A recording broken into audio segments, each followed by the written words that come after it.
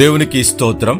మన రక్షకుడును పోషకుడును మన విమోచకుడైన యేసుక్రీస్తు పరిశుద్ధ నామంలో మా హృదయపూర్వకమైన ఎల్రోయి వందనములు.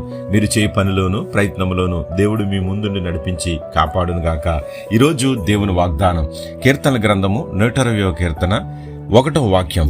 నా శ్రమలో నేను యెహోవాకు మొర్రపెట్టి తిని ఆయన నాకు ఉత్తరమిచ్చెను. ప్రియమైన దేవుని బిడ్డలారా, ఈ లోకంలో పుట్టిన ప్రతి మనిషికి శ్రమ అన్నది తప్పకుండా భరించాలి. ఈ లోకంలో యేసుక్రీస్తు అంటున్నాడు, నేను శోధనలు జయించాను, శ్రమలను జయించాను, కష్టాలను జయించాను, నాకు అవమానాలను జయించాను.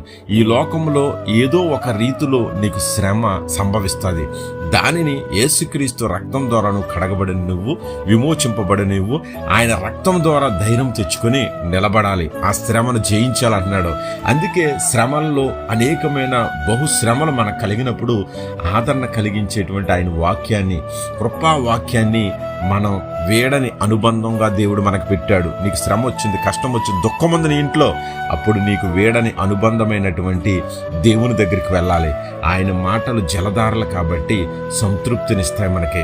లోకములో మాటలు సంతృప్తిని ఇవ్వలేవు, ధైర్యం ఇవ్వలేవు, శ్రమను ఎదుర్కోలేదు. కానీ ఆయన మాటలు మన గాయాన్ని కట్టేటట్లుంది.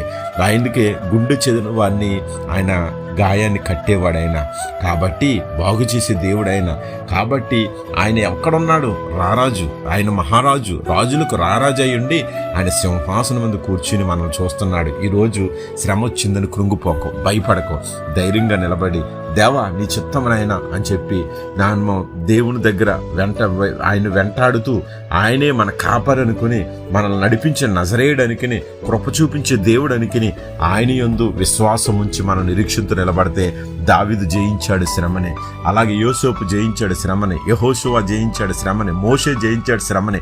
అటువంటి శక్తిని, ధైర్యాన్ని, బలాన్ని ఆయన ఆత్మను మనకిచ్చి నడిపించి ఆశీర్వదిస్తాడు. అటువంటి కృపాధన్యత దేవుడు మనందరికీ దయచేయను గాక. ఆమేన్. God bless you.